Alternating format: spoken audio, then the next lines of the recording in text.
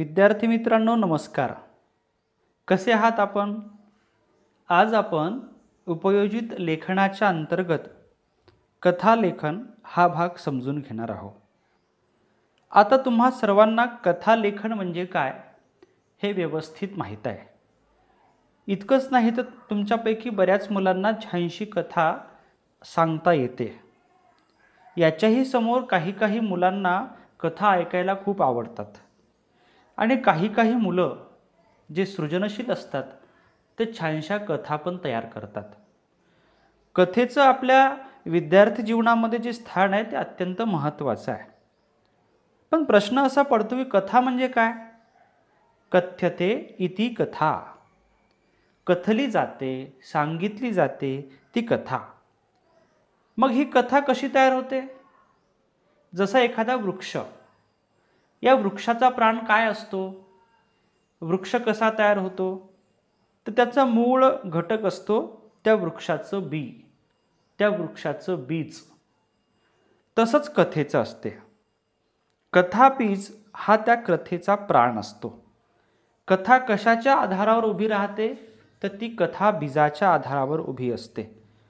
आणि म्हणून कथा ही अत्यंत कल्पकतेनं, व्यवस्थित विचार करून, सृजनशीलतेनं कथेची निर्मिती ही केली जात असते.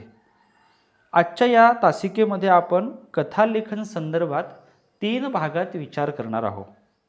पहिला भाग म्हणजे उत्तम कथा लेखन करण्यासाठी कोणत्या बाबींची आवश्यकता असते. 2.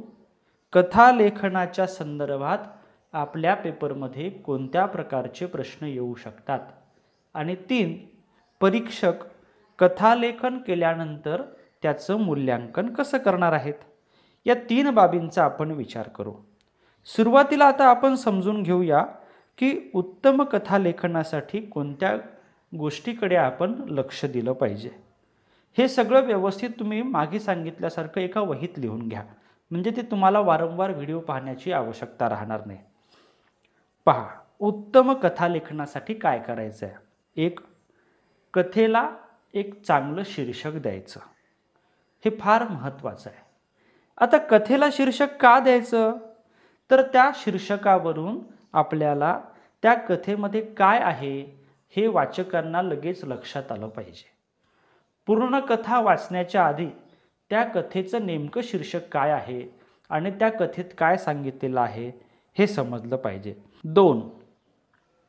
शीर्षक म्हणून आपण एखादं छानसं छोटूसं वाक्य, खूप मोठं नाही बरं, किंवा एखादा सुविचार, एखादी म्हण असं आपण लिहू शकतो. परंतु असं काही बंधन नाही की शीर्षक म्हणून सुविचार म्हण लिहिलंच पाहिजे, असं काही बंधन नाही आहे. लिहू शकतो, परंतु ते फार शॉर्टमध्ये असावं, संक्षिप्तमध्ये असावं. म्हणजे एखादं वाक्यच लिहून टाकलं आपण शीर्षक म्हणून तर ते वाचकाला, समोरच्या परीक्षकाला फारसं आवडत नाही. म्हणून उदाहरणार्थ अतिलोभाचं फळ असं आपण लिहू शकतो, परंतु अतिलोभ केल्यामुळे माणसाच्या जीवनाची हानी होते अशा प्रकारचं शीर्षक त्या ठिकाणी अपेक्षित नसते. आता कथा लिहित असताना 3रा महत्त्वाचा भाग आहे, ती कथा भूतकाळात लिहावी, कारण ती घडलेली असते ना. म्हणून घडलेल्या घटना या आपण भूतकाळात लिहित असतो, म्हणून कथासुद्धा भूतकाळात लिहिल्या जावी हे लक्षात ठेवायचं आहे. लेखनातील घटना, प्रसंग याचं योग्य ते भान राखलं पाहिजे. आधी काय घडते, नंतर काय घडत आहे, हा जो घटनाक्रम असतो की नाही तो असा व्यवस्थित लिहायचा. म्हणजे जशी घटना घडत गेली तसा प्रकारचा क्रम त्याच्यामध्ये आला पाहिजे. म्हणजे याच्यात असं व्हायला नको की घटना आधीच घडून गेलेली आहे आणि शेवटी आपण सांगत आहोत की घटना आता घडणार आहे. तर मग त्याचा जो क्रम असतो तो वाचकाला, त्याच्या बुद्धिमत्तेला फारसा पटत नाही. म्हणून कालानुक्रमाने, घटनाक्रमाने अनेक प्रसंगानुरूप आपल्याला त्या सगळ्या कथेचं भान राखायचं आहे. आता एखाद्या वेळेस काय होते की कथेमध्ये काही पात्र असतात, त्या पात्रांचे काही संवाद असतात, त्या संवादांची एक विशिष्ट भाषा असते. तर पात्रांची भाषा, भाषेचा संवाद हे छानसं व्यवस्थित आलं पाहिजे. त्यामुळे काय होते की त्या कथेचं औत्सुक्य जे असते त्या कथेविषयी जी आवड असते ती आपोआप वाढायला लागते. आणि एक महत्त्वाचा की कथेत प्रसंगाला अनुसरून आपल्याला वातावरण निर्मिती करता आली पाहिजे. म्हणजे त्या कथेत जर वातावरण निर्मिती झाली आणि ती वाचकाला कथा खिळवून ठेवत असेल, त्याला असं वाटत असेल की अरे वा, आता पुढे काय आहे, पुढे काय आहे, असं जर त्याच्या मनात उत्सुकतेचा विषय निर्माण होत असेल, तर तुम्ही तुमची कथा ही व्यवस्थित पद्धतीनं लिहिलेली आहे म्हणून लक्षात घ्या. थोडक्यात एका शब्दात सांगायचं तर आपण जी कथा लिहितो ती समोरच्याला वाचावीशी वाटावी, याच्यासाठी आपल्याला जे जे करता येते त्या सगळ्या बाबी उत्तम कथा लेखन या शीर्षकाखाली येऊ शकतात. म्हणून आपण आपल्या कल्पकतेचा, आपण आपल्या सृजनशीलतेचा, आपण आपल्या वैचारिक अधिष्ठानाचा वापर कथालेखन करताना केला पाहिजे. आता दुसरा भाग आपण समजून घेऊया. कथालेखनाच्या संदर्भात आपल्या पेपरमध्ये कोणत्या प्रकारचे प्रश्न येऊ शकतात? 5 प्रकारचे प्रश्न अपेक्षित आहेत. केवळ कथा लिहा असा एक प्रश्न येतो आणि विषय संपतो असं नाही. 5 प्रकारचे प्रश्न या संदर्भात येऊ शकतात. त्याचा आपण क्रमाक्रमाने विचार करू. 1. कथा बीजावरून कथालेखन करणे. कथेचं बीज दिल्या जाईल आणि त्या आधारावर एक थोडा भाग काही तुम्हाला सांगितला जाईल. एखादा विशिष्ट घटक असेल त्याच्यावरून तुम्हाला त्या ठिकाणी कथा बीजावरून कथालेखन करायचं आहे. 2. शीर्षकावरून कथालेखन करायचं. एक शीर्षक दिल्या जाईल. अतिलोभाचे फळ समजा एक शीर्षक दिलं, तर या एका शीर्षकावरून तुम्हाला व्यवस्थित कथा लिहायची आहे. म्हणून शीर्षकावरून कथालेखन हा एक भाग झाला. तिसरा प्रकार येऊ शकतो की काही शब्द दिले असतील, त्या शब्दावरून आपल्याला कथालेखन करायचं आहे. शाळा, विद्यार्थी, मित्र असे एक 5-7 शब्द दिले तर आपल्याला त्याचा अंदाज घेता आला पाहिजे की आपल्याला या ठिकाणी नेमकी कोणती कथा तयार करायची. म्हणून हा एक भाग लक्षात घ्या की दिलेल्या शब्दावरून कथालेखन करणे. चौथा जो भाग आहे याचे 2 भाग पडतात. अपूर्ण कथा दिलेली असते, त्यावरून ती कथा पूर्ण करायची असते. पण त्या अपूर्ण कथा म्हणजे कशी? त्या कथेचे 2 भाग पाडतात. एक पूर्वार्ध आणि दुसरा उत्तरार्ध. कधी कधी आपल्या पेपरमध्ये पूर्वार्ध दिलेला असतो आणि त्याला आपल्याला उत्तरार्ध लिहायचा असतो. कधी कधी उत्तरार्ध दिलेला असतो आणि आपल्याला पूर्वार्ध लिहायचा असतो. याच्या वेळेस मात्र लक्षात घ्या की ती कथा अत्यंत व्यवस्थित वाचा. त्या कथेतले कोणते पात्र आहेत त्या पात्रांचा व्यवस्थित अभ्यास करा. तीच पात्र, तीच नावं घ्या. आपल्या मनानं अजून त्यात काही पुन्हा वेगळं टाकायचा प्रयोग करू नका. टाकलं तरी सुद्धा पहिले जे आलेलं आहे किंवा खाली जे आलेलं आहे त्याच्यावर संदर्भ आला पाहिजे याची थोडीशी काळजी घ्यायची आहे. म्हणून अपूर्ण कथा पूर्ण करणे हा जरी भाग दिसायला सोपा वाटत असला तरीही त्याचा बरोबर क्रम आपल्याला जुळवता आला पाहिजे. आणि 5वा जो मुद्दा आहे तो काही मुद्द्यावरून कथालेखन करायचं आहे. आपल्याला काही मुद्दे दिले जातील, त्या मुद्द्यांचा विचार करायचा आणि त्या मुद्द्याला अनुसरून छानसं कथालेखन करायचं. मित्रांनो, अशा प्रकारच्या 5 घटकावर आधारित आपल्याला असं कथालेखन करायचं असते.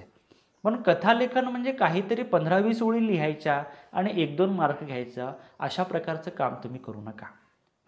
कथा वाचा. कथा वाचा, त्या कथेमध्ये काय सांगितलं ते समजून घ्या, कथेचं शीर्षक कसं दिलं ते समजून घ्या. मी तर म्हणेल की तुम्ही रोज एखादी कथा आपल्या पेपरमध्ये येते. किती वेळ लागतो? छोटीशी कथा असते, 2-3 मिनटं वेळ लागतो. वाचत चला. मराठीचा विषय ज्यांना आवडतो किंवा मराठीचा विषय ज्यांना नेहमीसाठी शिकायचा आहे, इतकंच नाही तर सगळ्या माणसांनी, सगळ्या विद्यार्थ्यांनी मराठीसाठी आपण रोज थोडंसं एक पान तरी वाचायला शिकलं पाहिजे. म्हणजे आपली मराठी भाषा, मराठी साहित्य हे समजायला आपल्याला फार सोपा मार्ग त्यानं मिळतो. म्हणून एखादी कथा वाचत चला आणि काही दिवसानंतर दर आठवड्याला एक कथा लिहित चला. असं थोडं थोडं करत गेलं तर आपण परीक्षेपर्यंत एक चांगली कथा लिहू शकतो. आता तिसरा जो भाग आहे तो आपण समजून घेऊ की परीक्षक या कथालेखनाचं मूल्यांकन कसं करतात. आता परीक्षक कसं मूल्यांकन करणार आहे हे तर आपण आत्ता व्यवस्थितरित्या सांगू शकणार नाही, परंतु एक आपण अंदाज घेऊ शकतो की कोणत्या मुद्द्याच्या आधारावर परीक्षक हे आपल्या कथेचं मूल्यांकन करणार आहे. तर पहा, एक शीर्षक, कथेचं शीर्षक हे आपण लिहिलंच पाहिजे. पण मघा म्हटल्यासारखं मोठी ओळ, मोठा एखादी म्हण, एखादा भला मोठा सुविचार असं करण्यापेक्षा छानसं संक्षिप्तमध्ये, थोडक्यामध्ये वाचल्याबरोबर समजेल असं छानसं शीर्षक असावं. 2. कथेचं लेखन कसं केलं याच्यावर सुद्धा परीक्षक आपलं गुणदान निश्चित करू शकतात. नेमकी कथा कशी आहे, त्याचं लेखन कसं आहे हे सुद्धा महत्त्वाचं आहे. 3. कथा मांडणी. आपण कथेची मांडणी कशी केलेली आहे, त्या कथेचा क्रम कसा आहे हे सुद्धा आपल्यासाठी महत्त्वाचं आहे. आणि 4. कथेची भूमिका. आपण नेमकी कथेची काय भूमिका मांडली, कशा प्रकारची कथा आलेली आहे, पात्रांचा संवाद कसा झालेला आहे, नेमकी भूमिका काय कथेची, याच्यावर सुद्धा परीक्षक आपलं मूल्यांकन करू शकतात. शीर्षक, कथेचं लेखन, कथेची मांडणी आणि कथेची भूमिका या 4 महत्त्वाच्या गोष्टींचा विचार आपल्याला मूल्यांकनाच्या संदर्भात हा प्रामुख्यानं करावा लागणार आहे. मित्रांनो, आपल्या सर्वांसाठीच कथालेखन हा आवडीचा विषय असला तरी परीक्षेच्या दृष्टिकोनातून त्याचं एक चांगलं मूल्यांकन झालं पाहिजे, आपल्याला चांगले गुण मिळाले पाहिजे आणि समोर जाऊन आपण एक उत्कृष्ट कथालेखक झालं पाहिजे, याच्यासाठी ही एक महत्त्वाची पायरी आहे. तर एक छानशी कथा लिहा. ती कथा सुरुवातीला वाचून पहा. कथालेखन आहे तर आपल्या घरच्या आईवडिलांना ती कथा वाचायला सांगा, त्यांना आवडली का विचारा. आणि हो, आपल्या विषय शिक्षकांना सुद्धा ती कथा दाखवा. त्यात काही चुका असतील तर त्या चुका समजून घ्या. म्हणजे आपण एक छानशी कथा या निमित्तानं लिहू शकतो आणि कथालेखनाचं कौशल्य आपलं त्यानिमित्तानं विकसित होऊ शकते. चला आपण या ठिकाणी आता थांबूया आणि पुन्हा उपयोजित लेखनाच्या निमित्ताने एका नवीन विषयाच्या दृष्टिकोनातून विचार करूया. आणि हो, हा व्हिडिओ पूर्ण व्यवस्थित ऐका. तुम्हाला आवडला असेल तर त्याला सबस्क्राईब करा, आपल्या मित्रांना सांगा, त्यांनाही हा व्हिडिओ ऐकायला सांगा. चला आपण या ठिकाणी थांबूया. धन्यवाद.